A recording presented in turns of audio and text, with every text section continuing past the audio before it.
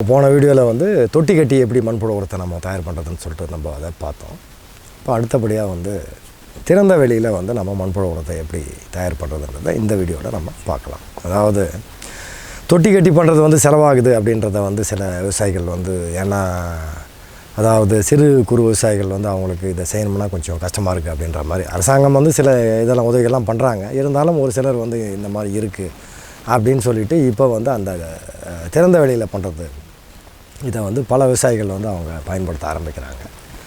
முதல்ல அது எப்படி செய்யணும்னா மேடான ஒரு பகுதி நிழல் பாங்கான அதாவது அடர்த்தியான நிழல் இருக்கிறது நல்ல ஒரு அட்வான்டேஜிங். அதுக்கு நிழல் பாங்கான இடமா இருக்கணும். ஓப்பனில் வந்து மழை பெஞ்சா கீழே வந்து தண்ணி ஏறக்கூடாது. அதாங்க அதில் முக்கியமான ஒரு விஷயம். அதுதான் அதுக்கு ஏற்ற மாதிரி ஒரு இடத்த வந்து நீங்கள் சூஸ் பண்ணுறீங்க.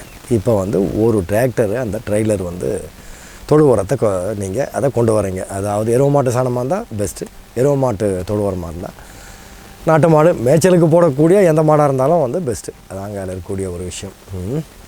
அதனால் அதை வந்து நீங்கள் ஒரு டிராக்டர் ட்ரெய்லர் வந்து அதை கொண்டு வரீங்கன்னா இன்னொரு டிராக்டர் ட்ரெய்லர் ஃபுல்லாக வந்து நீங்கள் இந்த கோழி உரத்தை வந்து பயன்படுத்தலாம் உங்களுக்கு வாய்ப்பு இருக்கும் பட்சத்தில். ஏன்னா ஒரு மிகச்சிறந்த அந்த குவாலிட்டியான ஒரு மண்புழு உரம் உங்களுக்கு கிடைக்கும்.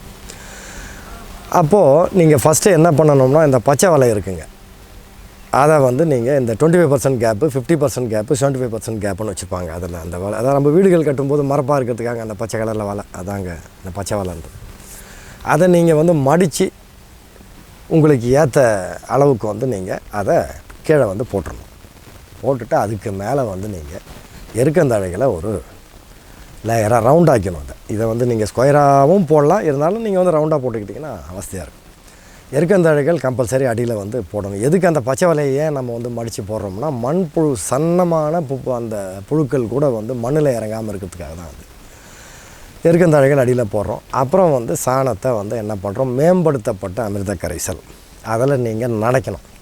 நனைச்சிட்டு அந்த மேம்படுத்தப்பட்ட அமிர்த கரைசல்லையே இந்த விவகாரம் எல்லாமே கொடுத்துடணும். அதாவது அசோஸ்பைரலும், பாஸ்போ பாக்டீரியா, பொட்டாஷ் பாக்டீரியா, வேமு, ஜிங்க் மொபிலைசிங் பாக்டீரியா, இதை எல்லாத்தையுமே வந்து அந்த கரைசல்லையே கொடுத்து இதை வந்து நனைச்சிடணும். நீங்கள் எதை இந்த நம்ம தொழு உரத்தை நனைச்சிட்டு கொடுக்கும்போது அதில் அந்த பாக்டீரியாக்கள் வந்து இன்னும் நல்லா என்ரிச் ஆகி மிகச்சிறந்த ஒரு மண்புழு உரம் வந்து நமக்கு, அதாவது ஒரு குவாலிட்டியான பாக்டீரியாக்கள் நிறைந்த ஒரு மண்புழு உரம் வந்து நமக்கு அது கண்டிப்பாக கிடைக்கும். அதனால் இதை நினச்சிக்கிட்டு அடியில் இருக்கந்தழை மேலே வந்து ஒரு 1.5 அடி உயரத்துக்கு இந்த தொழு உரம் நீங்கள் செம்மறி ஆட்டு உரம் இன்னும் பெஸ்ட்டுங்க. வெள்ளாட்டு உரத்தை விட செம்மறி ஆட்டு உரம் வந்து இன்னும் கொஞ்சம் நல்லா இருக்கும்னு சொல்லிட்டு எங்கள் முன்னோர்கள் வந்து அவங்க சொல்லுவாங்க நாங்கள் சின்ன வயசில். அதனால் அதையும் கூட மிக்ஸ் பண்ணிக்கலாம். இது பாதி அது உங்களுக்கு எது கிடைக்குதோ அது கோழி உரம் கிடைச்சா மிக்ஸ் பண்ணிக்கலாம். இல்லை இந்த பக்கத்தில் வந்து எங்களுக்கு சர்க்கரை ஆலை இருக்குது அப்படின்னா அதில் வந்து அந்த ப்ரெஸ் மட்டன் வரும், அதையும் போட்டு இதில் வந்து மிக்ஸ் பண்ணிக்கலாம். அதையும் கொஞ்சம் நீங்கள் முன்கூட்டியே கொண்டு வந்து அதை வந்து குவியலாக கூட்டிடணும் 1 மாதத்துக்கு முன்னே. அதுக்கப்புறம் தான் அதை எடுத்து வந்து இதுக்கு பயன்படுத்தணும். அதுவும் நல்ல ஒரு குவாலிட்டி வருங்க. ஒரு சிலர் அந்த ப்ரெஸ் மட் வந்து ஃப்ரீயாக கொடுக்குறாங்க விவசாயிகளுக்கு. இப்போ ஏதோ ஒரு லோடு வந்து 300 200 அப்படின்ற கதைக்கு வந்துட்டாங்க. இப்போ முன்னாடிலாம் வந்து ஃப்ரீங்க. அதை கொண்டு போகிற ஆள் இருக்காது. இப்போ இந்த மண்புழு உரம் தயாரிப்பு கமர்ஷியலாக வரும்போது அது கூட வந்து அதை வந்து அவங்க மிக்ஸ் பண்ணிக்கிறாங்க ஒரு குறிப்பிட்ட அளவு. அதையும் எடுத்து பண்ணும் பட்சத்தில் இன்னும் நல்லாயிருக்கும்.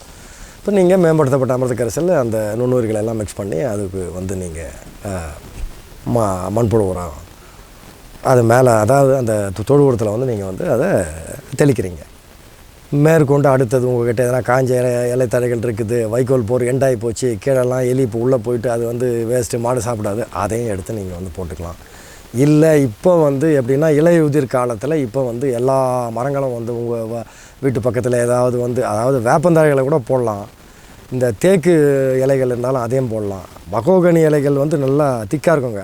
அது வந்து நல்லா அதாவது அந்த மண்புழு உரம் வந்து உங்களுக்கு வந்து தூளாக கொண்டு வரும், அதனுடைய குவாலிட்டியை கொண்டு வரும். அதான் அந்த மாதிரியான ஒரு காய்ந்த சருகுகள். கண்டிப்பாக அந்த சருகுகளை போட்டிங்கன்னா நினைக்கணுங்க. அதை நினச்சா தான் உங்களால் அதை வந்து சாப்பிட முடியும். மண்புழுக்களுக்கு பல்லோ எதுவோ கிடையாதுங்க. ஆர்கானிக் இப்போ ஒரு தழை வந்து உங்களுக்கு தண்ணியில் நனைஞ்சு அது வந்து ஆர்கானிக் மேட்டராக மாறும் பட்சத்தில் தான் உங்களால் வந்து அந்த மண்புழுக்களால் அதை வந்து சாப்பிட முடியும். அடுத்தது இன்னொரு லேயருங்க. அதுக்கப்புறம் வந்து மேலே வந்து திருப்பி வந்து தழைகளோ இல்லை எனக்கு எந்த தழையும் கிடைக்கல, எந்த ரோடு ஓரம் பார்த்தாலும் உங்களுக்கு வந்து எருக்கண்டைகள் இருக்குது. அதாவது அந்த நுனி தழைகளே வெட்டிங்க, ரொம்ப திக்கான குச்சிகள் வராத மாதிரி. இந்த அளவுக்கு குச்சிகள் இருந்தால் பரவாயில்லைங்க, இந்த அளவில் குச்சிகள் இருந்தால் பரவாயில்ல. வெட்டி நீங்கள் வந்து அதை போட்டுட்டு ஒரு வண்டி கூட கொண்டு போய் வெட்டி போட்டுக்கிட்டு அப்படியே கொண்டு வந்து நிறைவேட்டு பச்சாவே நிறைவேலாம். இது கொஞ்ச நாள் ஆன ஒன்றா என்ன ஆகும், இந்த ப்ரெஷருக்கு வந்து அது வந்து மக்கிடும். அது ஒன்றும் பிரச்சனை ஒன்றும் இல்லை. அதுக்கப்புறம் வந்து டாப்பில் வந்து பச்சை சாணத்தை கரைச்சி, அதாவது ஒரு ரவுண்டாக கொண்டு வரீங்கன்னா வரும்போது இப்படி வரணும், அடியை விட கொஞ்சம் இப்படி கொண்டு வரீங்கன்னா நிறைய விட்டுட்டு ஒரு 3 அதுவும் இந்த தொட்டி அளவு உயரம் வந்துடுங்க. அது கூட இந்த நம்ம வெட்ட வெளியில் போகிறதுக்கு மேலே வந்து நீங்கள் பச்சை சாணத்தை கரைச்சி விட்டுட்டு அதில் மண்புழுக்களை விடணும். பச்சை சாணத்தை ஏன் கரைச்சி விடணுன்றாங்கன்னா, மண்புழுக்கள் கரெக்டாக வந்து ஸ்டெபிளைஸ் ஆகிறதுக்கு, அதாவது ஃபாஸ்ட்டாக உங்களுக்கு வந்து அதனுடைய செயல்பாடு வந்து ஆரம்பிக்கிறது தான் அதை கரைச்சி விடுறது.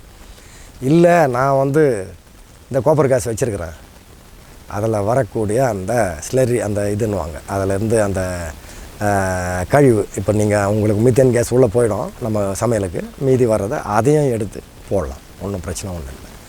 அதை போடும்போது நீங்கள் வந்து இந்த இலைத்தாய்கள்லாம் அதில் இருக்கக்கூடிய அதில் இருக்க சாணத்தில் இருக்கக்கூடிய அந்த தண்ணியாக இருந்ததுன்னா அதுவே உங்களுக்கு வந்து நனைஞ்சிரும், ஒன்றும் பிரச்சனை ஒன்றும் இல்லை. அதனால் அதையும் போட்டுக்கலாம், அது இன்னும் நல்லாயிருக்கும்.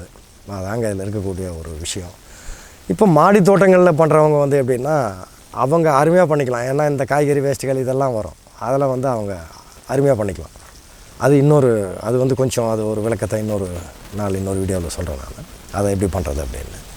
அதனால் இது தாங்க இதை வெட்ட வெளியில் பண்ணுறது. இது வந்து உங்களுக்கு திடீர்னு மழை பெய்யுது, ரெடியாக வந்து தார்பாய் மேலே போட்டுட்டு மழை பேஞ்சு முடித்த உடனே எடுத்துடணும். இப்போ நம்ம இதுக்கு முன்னாடி இன்னொரு விஷயத்த நான் சொல்ல மறந்துட்டேன்.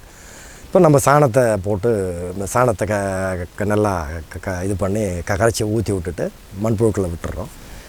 இந்த சாக்குகளை போட்டு மூடிட்டு, சாக்குகள் வந்து கண்டிப்பாக வந்து நனையணும், ஈரப்பதம் எப்போ இருக்கும். அதாவது ஓரளவுக்கு அந்த ஃப்ரிட்ஜ் டெம்பரேச்சர் இருக்கும் பட்சத்தில் மண்புழுக்கள் வந்து வேகமாக அது செயல்படும். அதாங்க அதில் முக்கியமான ஒரு விஷயம். இப்போ உங்களுக்கு இதில் இந்த மாதிரி போகும்போது உங்கள் மூடி வச்சிடுறீங்க. இதுவும் அதே மாதிரி தான் வந்து ஃபார்ம் ஆகும். உங்கள் வயலில் இருக்கிற மண்புழுக்கள் வேணும்னா நீங்கள் அதையே எடுத்துக்கலாம். இல்லை நான் வந்து அரசாங்கத்தில் கொடுக்குற மண்புழுக்கள் வாங்கிக்கிறேன்னா அது நீங்கள் வாங்கிக்கலாம், அது உங்களுடைய ஒரு விருப்பம் அது. அதனால் இந்த மாதிரி இது பண்ணிவிட்டு அதை ஒரு பெட்டை நீங்கள் வந்து எடுத்துக்கிட்டு அதையும் அதே மாதிரி தான் கோயிலாக பண்ணிகிட்டே வச்சுட்டு வந்தீங்கன்னா சேகரித்து எடுத்து வச்சு ஒரு பெட்டு முடியும் தருவாயில் 2வது பெட்டு ரெடியாக நீங்கள் வந்து அந்த ஃபார்ம் பண்ணிக்கிட்டே வரணும். இதில் லாஸ்ட்டில் வந்து அந்த மண்புழுக்கள் எல்லாமே அடியில் இருக்கும், அந்த வலையோடு எடுத்து நீங்கள் அதில் விட்டு 1-2 போவோங்க. ரொம்ப சன்னமாக இருக்கிறது, ரொம்ப சின்ன குட்டிகளாக இருந்தால் கண்டிப்பாக போவோம். அதுக்கு தான் வந்து ஒரு 20% கேப் வலையை வந்து மடித்து கீழே ஏன் போடுறதுன்னு அதான் காரணம். இல்லை ஒரு வைக்கோல் எதனா கூட கீழே போட்டு அது மேலே கூட வலையை போடலாம். வைக்கோல் இப்போ வந்து எப்படின்னா கிடைக்கிறது ரொம்ப கஷ்டமாக இருக்குதுங்க, அந்த மாதிரி இருக்குது. அதனால் அடியில் அந்த வலை மேலே கம்பல்சரி வந்து எருக்கந்தழைகளை போடும் பட்சத்தில் உங்களுக்கு அதில் கொஞ்சம் அட்வான்டேஜ் இருக்குதுங்க. அதனால் அது கொஞ்சம் நீங்கள் போட்டுக்கலாம்.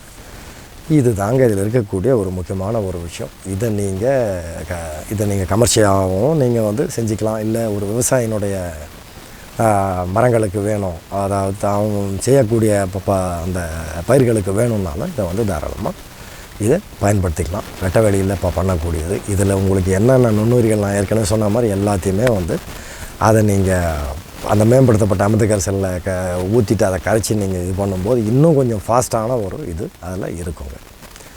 அதாங்க இதில் இருக்கக்கூடிய முக்கியமான ஒரு விஷயம்.